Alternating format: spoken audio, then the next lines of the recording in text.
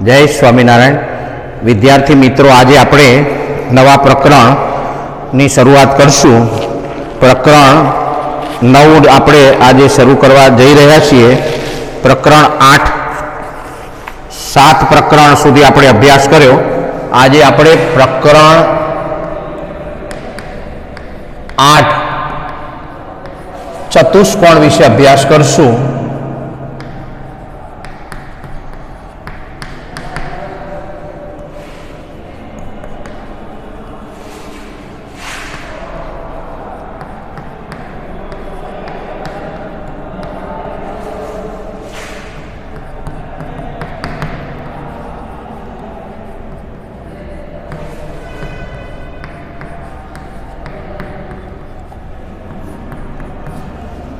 चलो आज आपणे प्रकरण 8 ना दाखला अने एनी माहिती प्राप्त करशुं। तो सौथी पहला आपणे चतुष्कोण प्रकरण की शुरुआत करिए। ए पहला चतुष्कोण की व्याख्या नी आपणे बात करिए।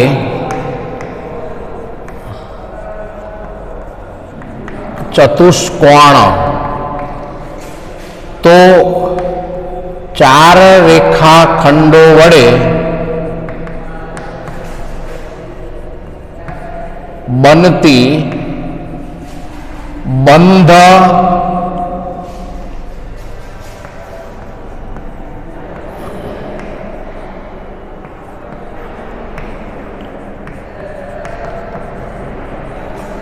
चार रेखाखंडों वडे बनती बंध समतलीय आकृति ने चतुष्कोण कहे छे। हवे आपणे समझण माटे हूँ अहींया एक चतुष्कोण दोरूं छुं। तो अहींया मैं जे दोरेली आकृति है ए बी सी अने डी, एसी विकर्ण है, एज रीते बीडी पण विकर्ण है। हवे आकृति परथी आपणे जोई शकीए छीए कि चतुष्कोण ने 4 बाजुओ छे।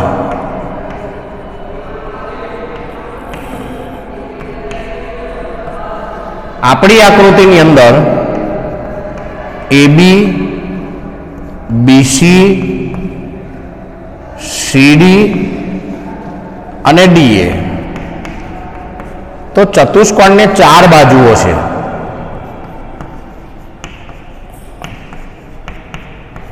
चतुष्कोण ने 4 खूणाओ छे। चतुष्कोण ने 4 खूणाओ छे। खूणो ए, खूणो बी, खूणो सी अने खूणो डी। त्रीजो लईए, चतुष्कोण ने 2 विकर्णो छे।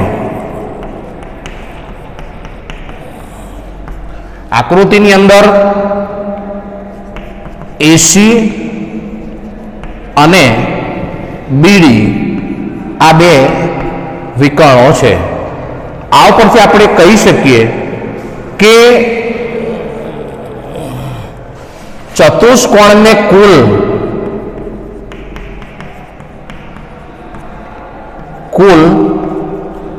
10 अंगों छे। चतुष्कोण ने कुल 10 अंगों छे।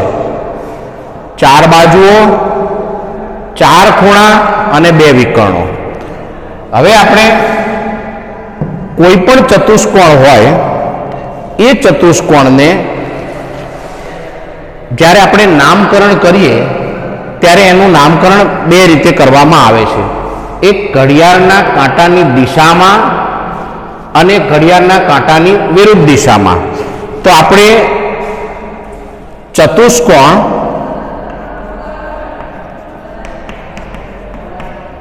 ए बी सी डी माटे आपणे लखवू होय तो एने આમ લખી શકાય, ચતુષ્કોણ એ બી સી ડી, ફરીથી બી સી ડી એ, આગળ લખીએ તો સી ડી એ બી, ફરીથી લખીએ તો D A B C, D A B C. તો આ જે નામકરણ આપણે લખ્યું એ ઘડિયાળના કાંટાની દિશામાં, અહીંયા ઘડિયાળના કાંટાની ગતિની દિશામાં ઘડિયાળનો કાંટો જે રીતે આ રીતે ફરે એ રીતે આપણે આ ચતુષ્કોણને આપણે A B C D, B C D A, C D A B, ત્યાર પછી ડી એ બી સી, એમ ઘડિયાળના કાંટાની જે ગતિ છે એની દિશામાં આપણે આ રીતે એનું નામકરણ કરી શકીએ. એ જ રીતે ઘડિયાળના કાંટાની વિરુદ્ધ દિશામાં આપણે જ્યારે લઈએ ત્યારે આમ લખી શકાય, અહીંયાથી શરૂ કરીએ તો એ ડી સી બી, અહીંથી શરૂ કરીને આ રીતે કાંટાની વિરુદ્ધ દિશામાં, અહીંથી લખીએ તો ડી, પછી સી, પછી બી અને એ, ત્યાર પછી સી બી એ ડી, ત્યાર પછી બી એ ડી સી, બી એ ડી સી. તો આ જે નામકરણ કર્યું ચતુષ્કોણનું એને આપણે ઘડિયાળના કાંટાની ગતિની વિરુદ્ધ દિશામાં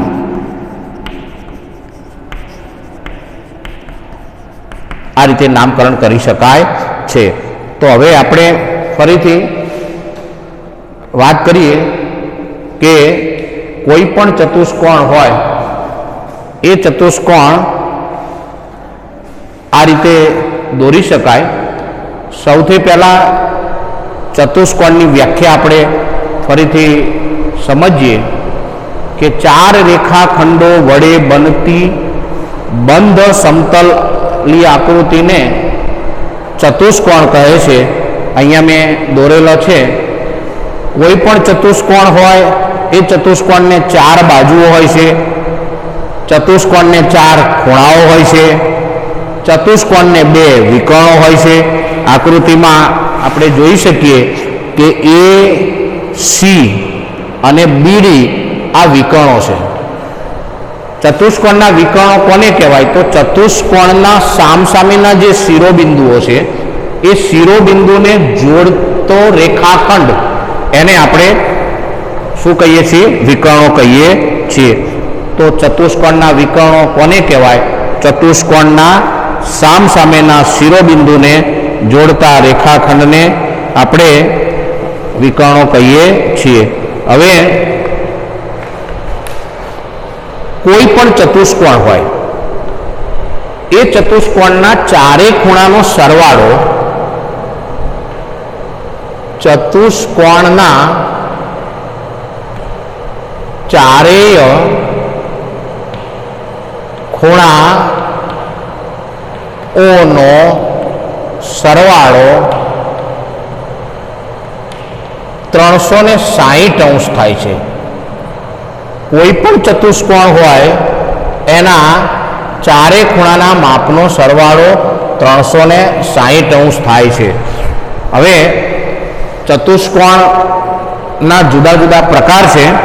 હું અહીંયા ચતુષ્કોણના જુદા જુદા પ્રકારોના નામ લખું તો સૌથી પહેલા આપણે ચતુષ્કોણનો પ્રકાર લઈએ.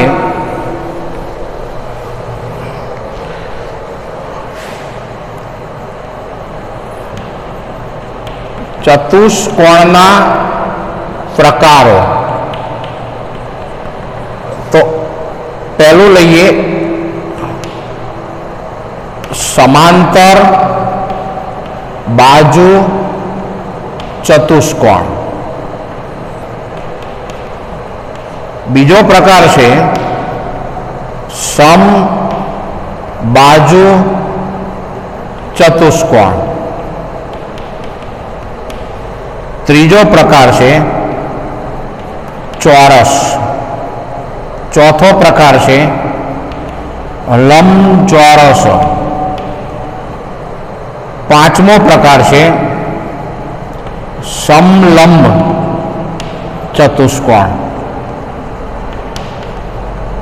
अने छठो प्रकार है पतंगाकार चतुष्कोण। तो आ रीते चतुष्कोणना मुख्य प्रकारों में बोर्ड पर लख्या समांतर बाजू चतुष्कोण, समबाजू चतुष्कोण, चौरस, लंबचौरस, समलंब अने पतंगाकार। तो आ अपना अभ्यासक्रमनी अंदर चतुष्कोणना प्रकारों बताव्या छे। तो फरीथी आपणे चतुष्कोणनी व्याख्याथी शरू करीए। चार रेखाखंडो वडे बनती बंध समतल आकृति ने चतुष्कोण कहेवाय। एम न कहेवुं होय तो आपणे आ रीते पण बोली शकीए के समतल में आपेला बिंदुओं पैकी त्रण बिंदुओं समरेख न होय अने एवा चार बिंदुओं ने क्रम में जोड़ीए तो पण आपने चतुष्कोण नी रचना थती जोवा मळे छे। तो बंने व्याख्याओमांथी सरल व्याख्या जे होय तमे याद राखी शको छो। चतुष्कोण ने चार बाजुओ, चार खूणाओ अने बे विकर्णो एटले 4 ने 4 8 ने 2 10। चतुष्कोण ने कुल 10 अंगो छे। कोईपण चतुष्कोण होय एना चारे खूणाना मापनो सरवाळो 360 अंश थाय छे। हवे आपणे आगळ विचारीए के कोईपण चतुष्कोण होय ए चतुष्कोणनी अंदर आ ने आ बे बाजुओ ए सामसामेनी बाजुओ कहेवामां आवे छे। आ अने आ बंने सामसामेनी जोड़ो कहेवामां आवे छे। तो आ रीते लखी शकाय के चतुष्कोण ने सामसामेनी बाजुओनी बे जोड़ होय छे। केटली होय छे? बे जोड़। एक आ बाजू अने आ बाजू एटले आम लखी शकाय ए बी अने आ थशे डीसी। ए ज रीते ए डी अने आ बाजू थशे बीसी। तो आ बंने चतुष्कोणनी सामसामेनी बाजुओनी जोड़ो कहेवामां आवे छे। हवे ए ज रीते चतुष्कोण नी पास पासेनी बाजुओनी चार जोड़ छे। केटली जोड़ छे? चार जोड़ छे। आपणे लखवा तो आ रीते लखी शकाय ए बी अने बीसी। तो अहीं लखीए ए बी अने बीसी। फरीथी लखीए बीसी अने सीडी। तो अहीं लखवानुं बीसी अने सीडी। ए ज रीते सीडी अने डीए, सीडी अने डीए। ए ज रीते डीए अने आ डीए अने एबी। तो आ रीते चतुष्कोणनी पास पासेनी बाजुओनी चार जोड़ छे। सामसामेनी बाजुओनी बे जोड़ छे। चतुष्कोणने दर्शावा माटेनी बे रीतो छे। घड़ियाळना कांटानी गतिनी दिशामां अने घड़ियाळना कांटानी गतिनी विरुद्ध दिशामां। तो कोईपण चतुष्कोणनुं नामकरण आ रीते मैं हमणां बताव्युं ए प्रमाणे करी शकाय छे। अपना अभ्यासक्रमनी अंदर चतुष्कोणना मुख्य प्रकारों समांतर बाजू चतुष्कोण, समबाजू चतुष्कोण, चौरस, लंबचौरस, समलंब चतुष्कोण अने पतंगाकार चतुष्कोण छे। हवे आ प्रकरणनी अंदर કેટલાક દાખલાઓ પૂછાય છે. એક બે રીતના જે દાખલાઓ છે જે હું બોર્ડ ઉપર લખું છું.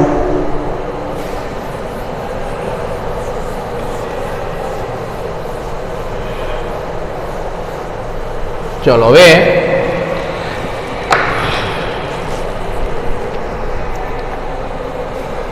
આ પ્રકરણની અંદર આ રીતના દાખલા પૂછાય છે કે ચતુષ્કોણ ABCD માં ખૂણો A જેમ ખૂણો B જેમ ખૂણો C જેમ ખૂણો D બરાબર ગુણોત્તર આપ્યો છે 4:5 જેમ 4:5.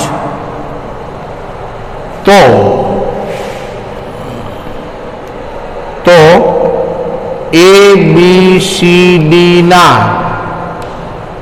દરેક ખૂણાના માપ શોધો અને ચતુષ્કોણનો પ્રકાર જણાવો. તો આપણે આપણા દાખલાની અંદર ચતુષ્કોણ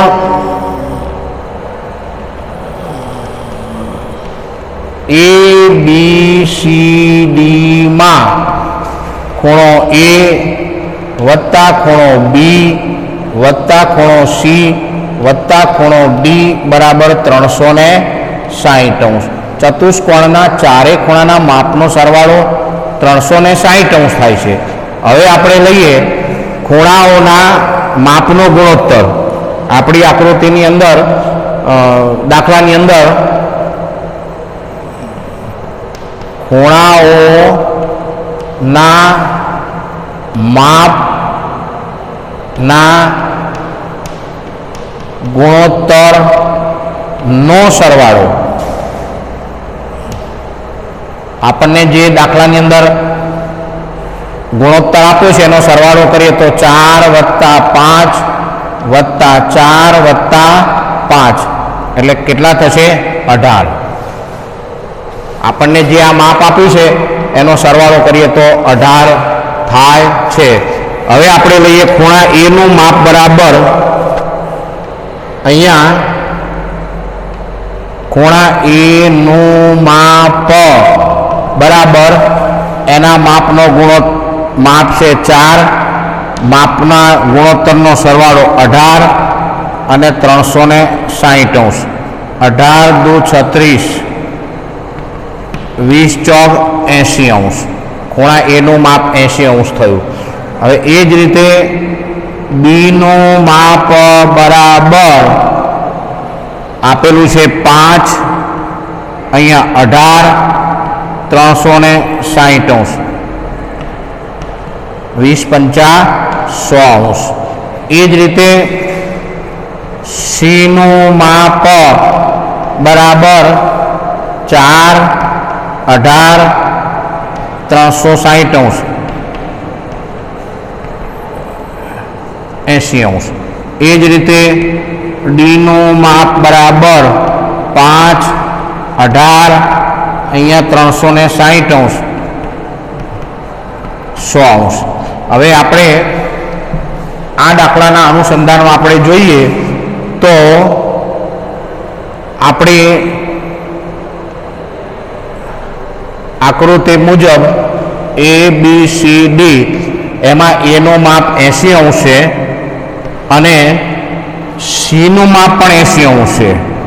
એ જ રીતે B નું માપ 100 છે અને D નું માપ પણ 100 છે. તો આપણી આકૃતિ ઉપરથી આપણે કહી શકીએ ગણતરી મુજબ કે આપેલા ચતુષ્કોણની અંદર સામસામેના ખૂણા સરખા છે. જો ચતુષ્કોણની અંદર સામસામેના ખૂણા સરખા હોય તો એ ચતુષ્કોણ સમાંતર બાજુ ચતુષ્કોણ છે.